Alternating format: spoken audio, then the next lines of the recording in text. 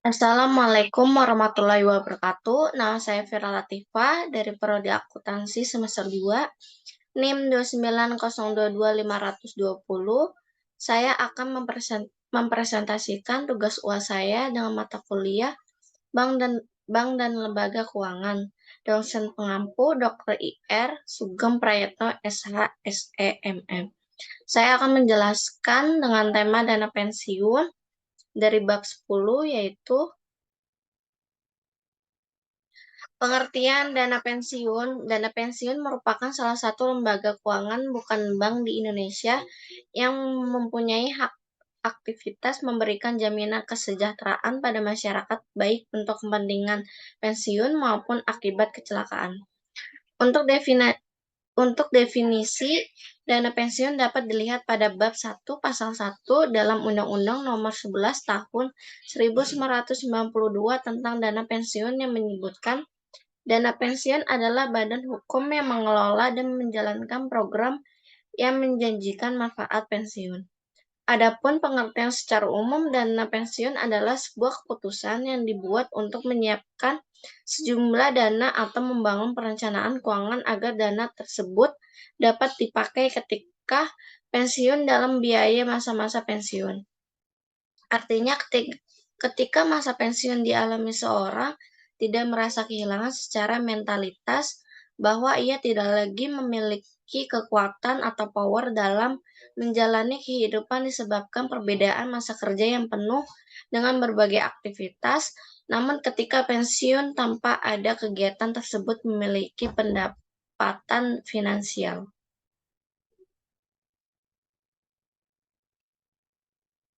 Apa saja jenis-jenis dana pensiun?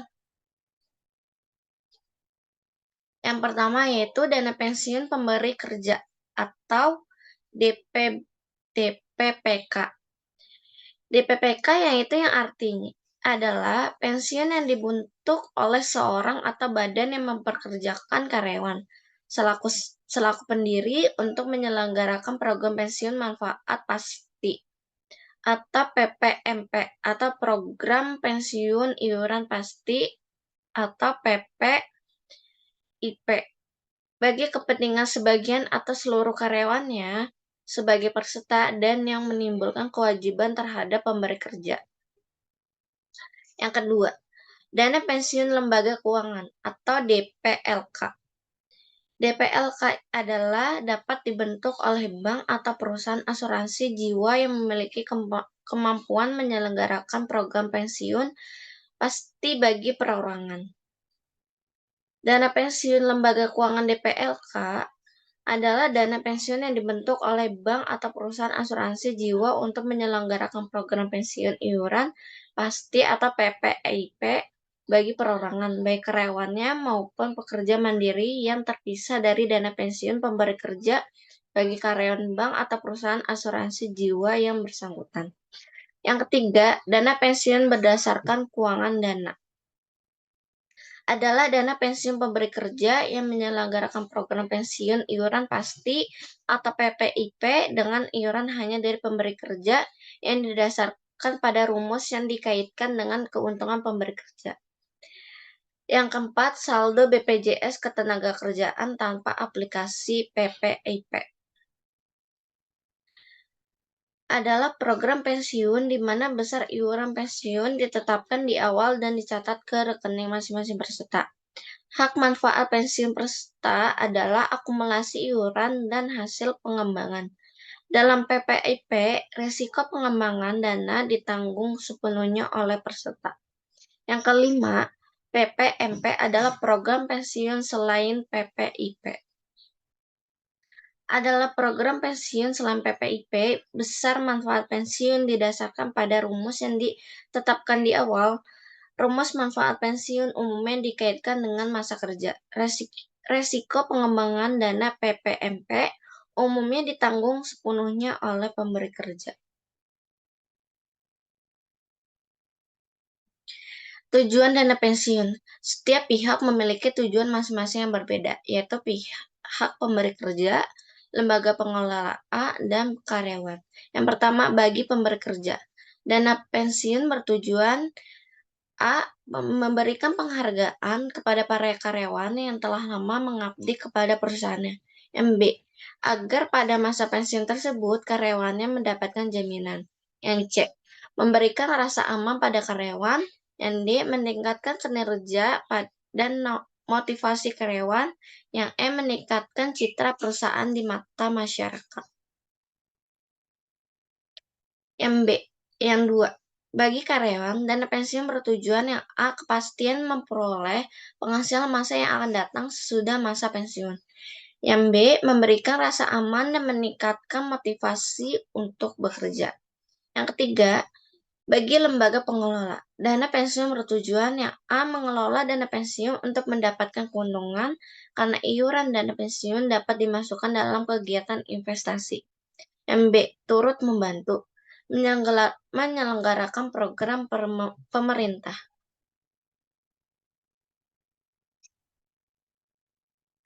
Tipe dan asas dana pensiun. Ada 2 tipe dasar dari dana pensiun dan digunakan secara luas. Program pensiun iuran dana pasti atau Definite Contribution Plan dan program pensiun keuntungan pasti atau Definite Benefit Plan. Dalam program pensiunan pasti, sponsor program pensiun hanya bertanggung jawab untuk membuat atau menetapkan kontribusi atau iuran dalam jumlah tertentu ke dalam program pensiun atas nama peserta pensiun yang memenuhi syarat atau qualify employee. Jumlah uang yang dikontribusikan biasanya didasarkan pada persentase dari gaji karyawan atau persentase dari laba. Berdasarkan Undang-Undang Nomor 11 Tahun 1992, penyelenggaraan program pensiun didasarkan pada asas-asas sebagai berikut. Yang pertama, asas keterpisahan kekayaan dana pensiun dari kekayaan badan hukum pendirinya. Yang kedua, asas penyelenggaraan dalam sistem pendanaan. Yang ketiga, asas pembinaan dan pengawasan. Yang keempat, asas penundaan manfaat. Yang kelima, asas kebebasan untuk membentuk atau tidak membentuk dana pensiun. Apa saja prinsip dana pensiun? Yang pertama yaitu prinsip independence. Prinsip independence adalah kelembagaan berstatus badan hukum, manajemen operasional di mana asas keterpisahkan kekayaan atau sekretariat aset dan hak pengurus mengadakan perjanjian dengan pihak ketiga. Pengawasan di mana pengawasan dilakukan oleh Dewan Pengawas yang terdiri atas wakil-wakil dari pemberi kerja dan peserta dengan jumlah yang sama. Yang kedua, prinsip akuntabilitas, yaitu Dewan Pengawas wajib mengumumkan laporan hasil pengawasnya kepada peserta. Laporan keuangan dana pensiun setiap tahun harus diaudit oleh akuntan publik yang ditunjuk oleh Dewan Pengawas, pendiri atau mitra pendiri, pengurus, dan penerima titipan wajib memperlihatkan seluruh dokumen atau keterangan untuk keperluan pemeriksaan. Dana pensiun wajib mengumumkan neraca dan perhitungan hasil usahanya kepada peserta. Yang ketiga, prinsip transparansi, yaitu pengurus wajib menyampaikan keterangan mengenai setiap perubahan peraturan dana pensiun dan hal-hal terjadi dalam rangka kepesertaan kepada peserta. Pengurus wajib mengumumkan perkembangan portofolio investasi dan hasil pengembangannya kepada peserta dan melaporkannya kepada pendiri dan Dewan Pengawas. Yang keempat, prinsip perlindungan konsumen. Perubahan peraturan dana pensiun tidak boleh mengurangi manfaat pensiun. Setiap karyawan berhak menjadi peserta bila berusia 18 tahun atau lebih kawin dan memiliki masa kerja 1 tahun. Hak atas manfaat pensiun tak dapat dijaminkan, dialihkan atau disita. Semua transaksi penyerahan, pembebanan, pengikatan, pembayaran sebelum jatuh tempo atau penjaminan manfaat pensiun dinyatakan batal demi hukum. Pengembalian kekayaan dana pensiun kepada pemberi kerja dilarang Saat likuidasi, peserta dana pensiunan atau ahli waris memiliki hak utama dalam pembagian kekayaan dana pensiun. Kekayaan dana pensiun lembaga keuangan dikecualikan dari setiap tuntutan hukum atas kekayaan pendirinya. Yang kelima, prinsip struktur pengendalian inter. Tugas, kewajiban, dan tanggung jawab pendiri, mitra pendiri, dewan pengawas, dan pengurus diatur dalam Undang-Undang Dana Pensiun dan pengaturan pelaksanaannya. Dana pensiun tak diperkenakan melakukan pembayaran apapun, kecuali pembayaran yang ditetapkan dalam peraturan dana pensiun. Dana pensiun tidak diperkenankan meminjam atau menggunakan kekayaannya sebagai jaminan atas suatu pinjaman. Tidak satu bagi pun dari kekayaan dana pensiun dapat dipinjamkan atau diinvestasikan pada pihak-pihak terafiliasi. Bentuk dan susunan laporan keuangan dana pensiun harus sesuai dengan keputusan Direktur Jenderal Lembaga Keuangan. Yang keenam, prinsip kualifikasi penyelenggara. Kualifikasi pengurus dan dewan pengawas atau kecuali yang terakhir adalah warga negara Indonesia. Berakhlak dan moral yang baik, belum pernah dihukum pidana ekonomi, dan berpengetahuan atau berpengalaman di bidang dana pensiun. Pengurus tidak boleh merangkap jabatan pengurus dana pensiun lain, atau direksi, atau jabatan eksekutif lainnya.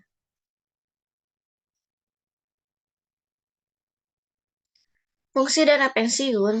Fungsi dana pensiun tentu sangat dibutuhkan untuk menunjang kebutuhan hidup seseorang di masa tua atau ketika tidak lagi bisa bekerja dengan baik. Manfaat dana pensiun sangat besar.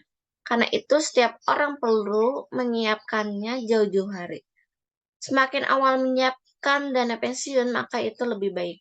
Fungsi dana pensiun adalah memberikan jaminan di usia pensiun atau saat usia tak lagi produktif untuk bekerja. Apa saja manfaat dana pensiun? Yang pertama yaitu pensiun moral. Pensiun moral yaitu manfaat pensiun bagi peserta yang mulai dibayarkan pada saat peserta pensiun telah mencapai usia pensiun normal atau sesudahnya. Yang kedua, manfaat pensiun dipercepat. Manfaat pensiun bagi peserta yang dibayarkan bila peserta pensiun pada usia tertentu sebelum usia pensiun normal. Yang ketiga, manfaat pensiun cacat. Manfaat pensiun bagi peserta yang dibayarkan bila peserta menderita cacat. Jenis dana pensiun. Berdasarkan Undang-Undang Nomor 11 Tahun 1992 di Indonesia terdiri dari 3 jenis dana pensiun. Yang pertama, dana pensiun pemberi kerja. Dana pensiun yang dibentuk oleh orang atau badan yang memperkerjakan karyawan selaku pendiri untuk menyelenggarakan program pensiun manfaat pasti atau program pensiun iuran pasti bagi kepentingan sebagian atau seluruh karyawannya sebagai peserta dan yang menimbulkan kewajiban terhadap pemberi kerja. Yang B, dana pensiun lembaga keuangan. Dana pensiun pemberi kerja yang menyelenggarakan program pensiun iuran pasti dengan iuran hanya dari pemberi kerja yang didasarkan pada rumus yang dikaitkan dengan keuntungan pemberi kerja. Yang C, dana pensiun lembaga asuransi kesehatan.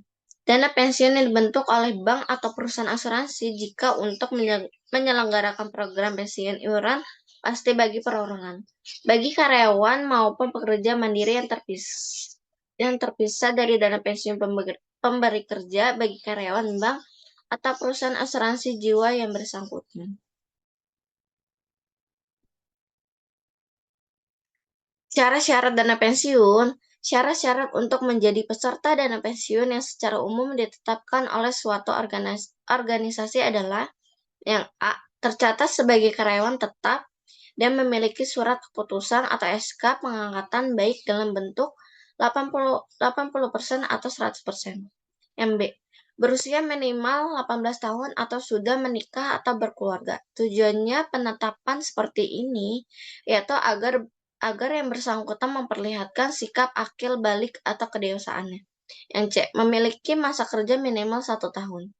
Yang D, disetujui oleh pihak manajemen perusahaan berdasarkan kriteria dari kelengkapan administrasi dan kelayakan kepribadian. Permasalahan dana pensiun. Memang ada temuan kasus yang ditemui seperti data peserta yang diajukan bahwa ia telah menikah, namun ternyata ketika dilakukan pengecekan belum menikah atau masih single. Dan seluruh dana yang menjelaskan ia telah menikah dalam bentuk surat atau buku nikah adalah palsu. Kasus lain juga bisa terjadi pada data ahli waris penerima pensiun, di mana ternyata yang bersangkutan telah bercerai atau divorce dengan istrinya dan tidak memiliki anak, namun dalam biodata ia menyatakan memiliki anak dan memiliki istri. Sehingga jika suatu saat ini meninggal, maka uang pesangon pensiun akan diterima oleh orang yang ternyata bukan anak dan istrinya. Jelas ini suatu kejahatan bersembunyi dan merugikan negara.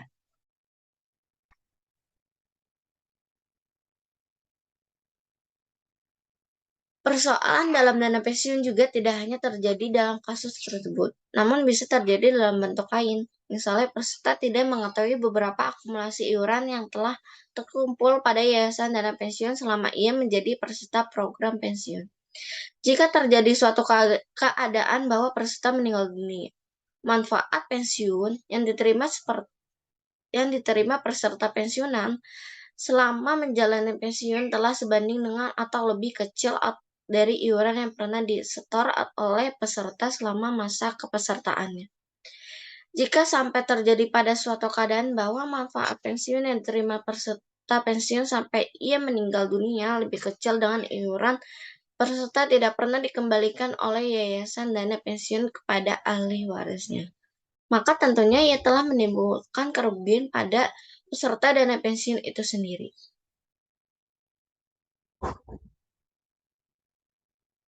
Penyelesaian kasus masalah dana pensiun. Untuk menyelesaikan kasus yaitu dengan tingkat kehati-hatian, menjadi perlu untuk diterapkan dengan tujuan untuk menghindari terjadi masalah di kemudian hari, termasuk terbawanya masalah atau kasus ini ke ranah hukum yang jelas akan menyulitkan perusahaan di kemudian hari. Jika yang bersangkutan ingin menggugat atau membawa masalah tersebut ke pengadilan, maka itu dianggap sah-sah saja sejauh bukti dan berbagai data administrasi lainnya termiliki. Simpulannya yaitu perusahaan dana pensiun secara umum dapat dikatakan merupakan perusahaan yang memungut dana dari karyawan suatu perusahaan dan memberi pendapatan kepada peserta pensiun secara sesuai perjanjian. Artinya dana pensiun dikelola oleh suatu lembaga dan memungut dana dari pendapatan para karyawan suatu perusahaan, kemudian membayarkan kembali dana tersebut.